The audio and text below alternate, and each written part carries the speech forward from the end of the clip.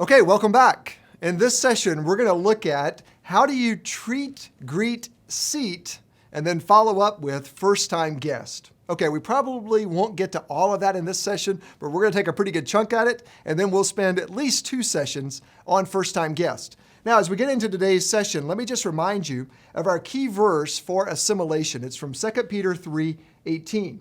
It reads, "You must grow in the grace and knowledge of our Lord and Savior, Jesus Christ." And the truth is, for most people, that process of growing in Jesus Christ, of understanding who Jesus is, it starts when they come to church for the first time. So I don't know if you can remember in your own personal walk with God when you came to church for a first time. But coming to church for the first time can be a very intimidating process. And even if you can't remember coming to church for the first time, you can certainly remember going on vacation and checking into a hotel for the first time. Perhaps you went to a large resort and you walk in there and you're not even sure where to park or where to unload your luggage or where the front desk is. This can be a very confusing and unsettling experience to go somewhere that you've never been for the first time. Well, when it comes to first-time guests, they have the same experience as you have when you go somewhere for the first time. But unfortunately, coming to church is even more intimidating. You know, it's a very intimidating thing for someone who's never been to church to show up at a church for the first time. They don't know where to park. They don't know if they're going to be welcomed. They don't know if they're going to like the people. They don't know if they can trust you with their children, or they don't even know where to enter. And some of you have renovated your sanctuary so much that if they come in what looks like the main door, they actually walk into the choir loft. So this is something we really have to think about, that first-time guest experience. And you know, a lot of people will come to church for the first time, but it's a very difficult challenge to get them to return to church for a second time. But here's a startling statistic. People decide whether or not they're coming back to your church within the first 7 minutes of arriving. So within the first 7 minutes, they're making up their mind, am I going to like this church and am I going to come back? So you have 7 minutes to make a good impression. Now, there are some things you can do to overcome that if you make a bad impression, so it's not like it's your only chance. God will give you grace and hopefully power, even if you mess it up. But we want to do all that we can in those first 7 minutes to make a good impression on our first-time guest. And so if you think about it, if you're a teaching pastor or a preaching pastor or the senior pastor, first-time guests have probably already made up their mind before you've even delivered the first word of your sermon. And contrary to what you may think, first-time guests often show up early. They're the early arrivers. It's your regular attenders that often show up late. So they show up before the service starts. Maybe they sit in the parking lot for a couple of minutes and watch people go in and out of your building to try to figure out how the flow might work. They might go in and sort of spy on the children's area before they go to check in. They might arrive in the sanctuary when there's just a handful of people. And what are they thinking about? What are they experiencing? What are you putting in their hands? How are you creating that experience, basically from the parking lot all the way into the church, and then once they get back home? Well, that's what we're going to look at in these sessions. When someone comes to your church for the first time, I want you to focus on 4 big areas. And so this session and the next session will be broken down into these 4 big areas. The first area that we're going to look at is what I call pre-service. Pre-service. This is the focus that I want you to have in your church before the service even starts. So you can kind of think of the pre-service area as the area of first contact. It's the time they arrive into your parking lot and they make it all the way into the pew. Or the way I like to think of that is from the street to the seat. So before the service even starts, you've got to get them from the street into the seat. Now, let me just put you in the mind of someone coming to church for the first time. So maybe you can think of someone who recently was a guest at your church. I almost said a visitor at your church. I'd have been cursing at you here in our second session. But think of someone who recently was a guest at your church for the first time. If you know them, maybe you can literally visualize them. Let's just take a family who lives down the street.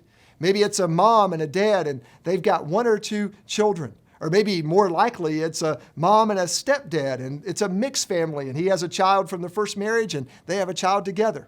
But whatever the situation might be, on Saturday night, that family makes a bold decision to say, we're going to go to church tomorrow. And the kids say, church? What does that even mean? What time will we have to get up? We're going to miss Sunday morning television. Maybe dad's even a little reluctant, or maybe mom's a little reluctant, but somehow or another, this family makes a courageous decision, I would say led by the Spirit. Probably God is already working in their life through some tension, transition, or trouble that they're going through. And for the first time in a long time, or maybe for the first time since never, they are thinking about going to church. And so now on Sunday morning, they have all of these dreams about what that Sunday morning is going to be like. Maybe dad thinks, I'm going to get up early and cook pancakes for the entire family, and I'm going to make this a great Sunday morning, the best Sunday morning that we've ever had. And mom has dreams about how she's going to dress and how she's going to dress the children and how they're going to make it down to that church. Now, that's going on in the positive side of their mind. On the flip side, they're thinking, I wonder if we'll be welcomed. I wonder if we'll see anybody we know. I wonder if there'll be people like us. I wonder what the children's ministry might be like. I wonder what the pastor is going to teach on. So they have all of these concerns as well. But even on the best of Sunday mornings, in this particular couple's life, everything is going to go wrong. You see, when someone decides to come to church for the first time, it's almost like they're sort of inviting the enemy to do everything he can to distract them. And so Satan begins to work in that couple's mind. And in that home, the alarm clock doesn't go off. The pancakes get burned. The kids spill something on their new outfits. Mom didn't have enough time to get dressed like she would like to get dressed. But in spite of all of that negative things that happen to try to prevent them from coming, let's just imagine somehow or another, that couple gets into the car, they make it out of their driveway, and they arrive onto your church property. Well, at that point, when they pull into your church parking lot, assimilation begins. You may not be able to control what happens at home. You may not be able to control whether or not they come to church.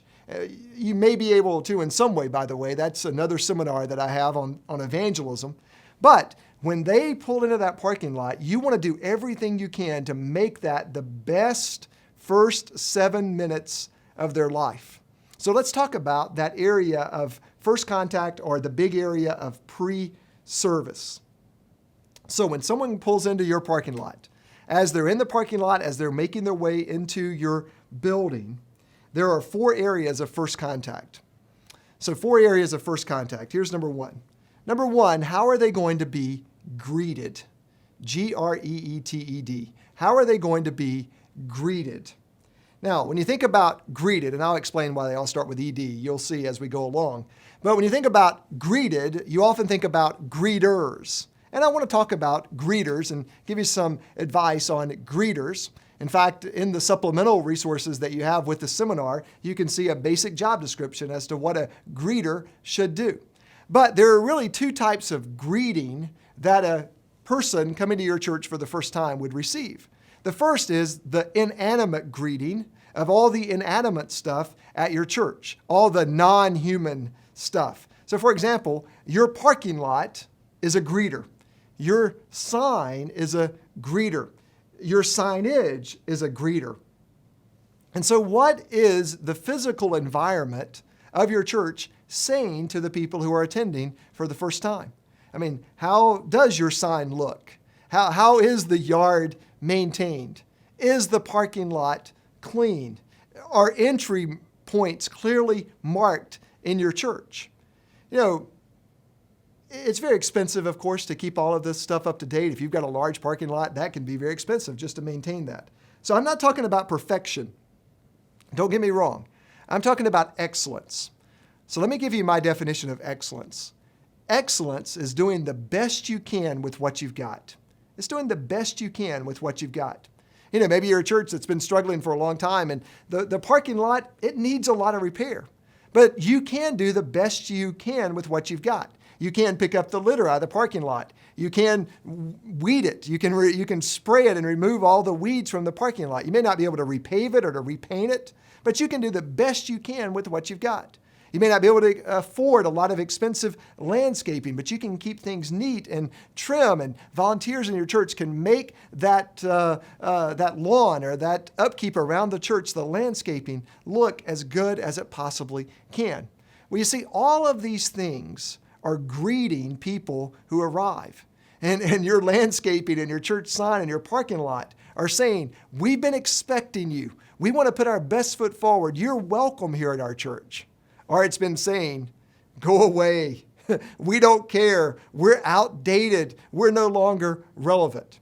And of course, I know which one you want. You want the physical surroundings of your church to put forward the best greeting they possibly can.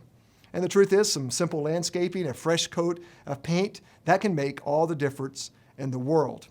Now, for most of our Journey locations, because we're in major metropolitan areas, and we do have locations that are not in urban areas, but for most of our Journey locations, we meet in rented facilities. Now, some of our places own their own building or have a long-term lease like many of you, but a lot of our churches meet in rented facilities.